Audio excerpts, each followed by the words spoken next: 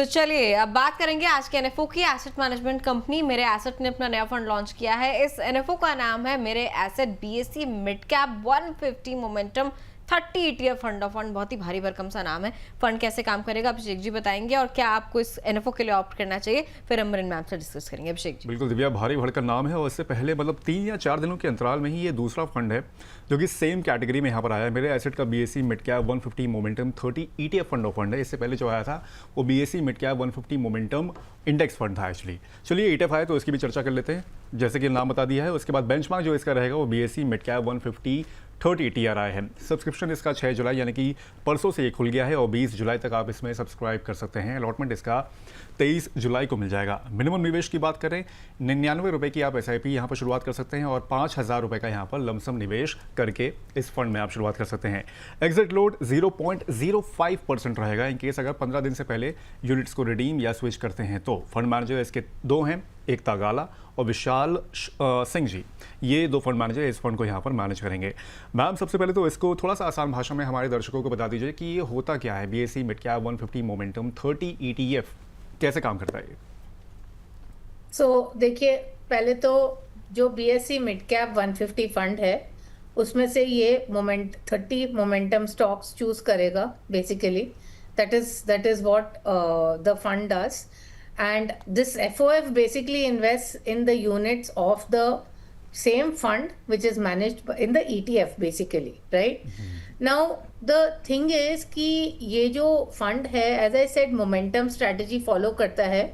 So it looks at stocks, there's a momentum का एक definition होता है and it tracks for example what is the price movement and basis that where is the price momentum, it chooses the stocks basically। तो ये जो momentum strategy होती है ये बहुत high growth and high volatility दोनों ही चीज़ें होती हैं इस strategy में।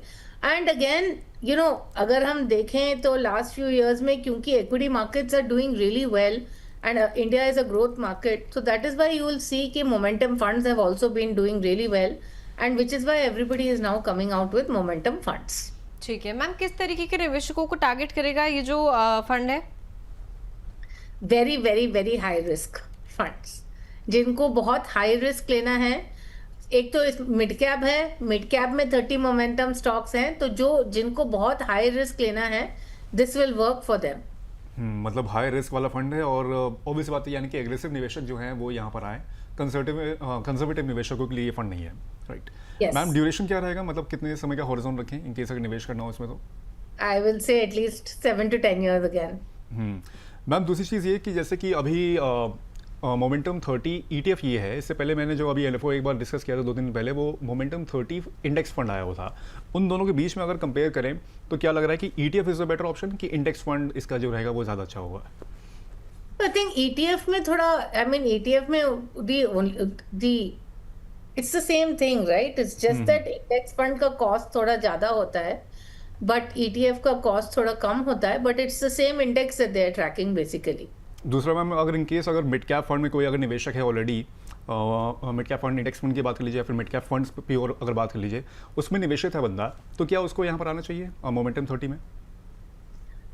आई थिंक जो ये मोमेंटम फंड है ना, ये थोड़ा एक टैक्टिकल एलोकेशन जैसा हो सकता है कि आपके पास एक कोर पोर्टफोलियो है जिसमें आपने ऑलरेडी इन्वेस्ट किया है। अब आप चाहते हैं कि ठीक है, मैं एक हाई रिस्क फंड में हम निवेश करना चाह रहे हैं, हम सोच रहे हैं कि इसमें हमें बहुत अच्छा हाई रिटर्न आ जाएगा, उस हिसाब से आप सोच सकते हैं। बट अभिषेक, अगेन मैं कहूँगी कि जो ले इन्वेस्टर है उसके लिए नहीं है। मतलब इसमें आपको थोड़ा ट्रैक करना पड़ेगा, maybe you will have to exit and everything, थोड़ा टाइमिंग वगैरह करना पड़ेगा। सो अगर आप फाइनेंशियल एडवाइजर के थ्रू कर रहे हैं then it's a different thing. But I feel कि बस ये देखकर कि मोमेंटम फंड का परफॉर्मेंस बहुत अच्छा है, चलो इसमें करते हैं, इसमें हमें ज़्यादा रिटर्न मिलेगा, ऐसे नहीं है, राइट? तो इसमें वॉलेटिलिटी बहुत ज़्यादा रहेगी, तो if you are not able to take the volatility then you can't do it, right? So जो ज़्यादा वॉलेटिलिटी ले सकते हैं, जिनको high risk high return strategy follow करना है थोड़े से पोर्शन के लिए अपने पोर्टफोलियो में, तो वो ले सकते हैं ये fund. And it's not a core holding, मतलब जो आपके फाइनेंशियल गोल्स हैं उसके हिसाब से के लिए ये फंड नहीं है। ठीक है, तो मैम क्या इसके जैसे जो और एग्जिस्टिंग फंड्स हैं मार्केट में, क्या उनके लिए ऑप्ट करना चाहिए या फिर इस एनएफओ में जाना किसी निवेशक के लिए ठीक होगा? अगर हाँ सब चीजें सूटेबल है वो निवेश कर सकते हैं तो। I will always say existing funds में जाइए, क्योंकि उसमें आपको एक्सपेंस रेशियो सब कुछ मालूम है, उसमें परफॉर्मेंस डेटा भी अवेलेबल रहता है. सो I will just say go for the existing funds.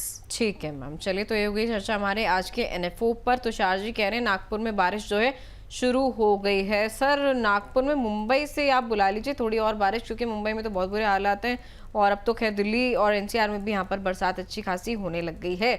चलिए एक आखिरी पोर्टफोलियो डिस्कस कर लेते हैं. व्हाट्सएप पर हमारे पास आया था नारायण झा जी का.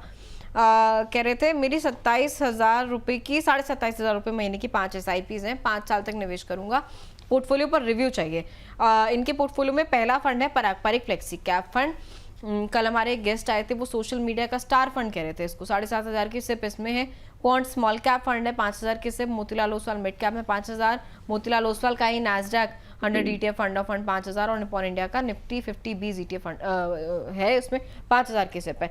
मैम कैसा लग रहा है पोर्टफोलियो? पारंपरिक फ्लेक्सी कैप, 1 साल से लोग बहुत निराश हैं इस फंड से, अच्छे खासे रिटर्न कुछ भी जनरेट नहीं हो रहे हैं, एक ही स्तर पर बना हुआ है. और फिर मोतीलाल के 2 फंड इनके पास हैं, इंटरनेशनल एक्सपोजर भी है. कैसे देख रहे हैं इस portfolio? Actually, I think it's a very good portfolio. Incidentally, मेरे पास भी मैं बता नहीं सकती हूँ, but out of the 5 funds 3 funds मेरे पास भी हैं, मेरे खुद के पोर्टफोलियो में हैं. And certainly yes, Parag Parikh is like my most favourite fund. So I will say कि please hold on. It's a good mix of flexi cap, small cap, mid cap, international का भी एक्सपोजर इन्होंने लेकर बहुत अच्छा किया है. And that's a very good fund. So I will just say कि just hold on. Nifty 50 is of course Nifty 50 index fund. So I'll say it's a very good portfolio. Ma'am इनका Motilal Oswal Nasdaq 100 ETF भी है. मतलब obvious बात है कि global exposure भी इसके जरिए यहाँ पर ले रखा है. इस फंड के बारे में मैम आपकी क्या लगता है कि ये फंड ज़्यादा अच्छा है या फिर दूसरे जो कुछ फंड्स हैं जैसे कि ताइवान मार्केट हो गया, वो भी काफ़ी अच्छे रिटर्न दे रहा था, वो वाले फंड भी यहाँ पर ऑप्ट किए जा सकते हैं?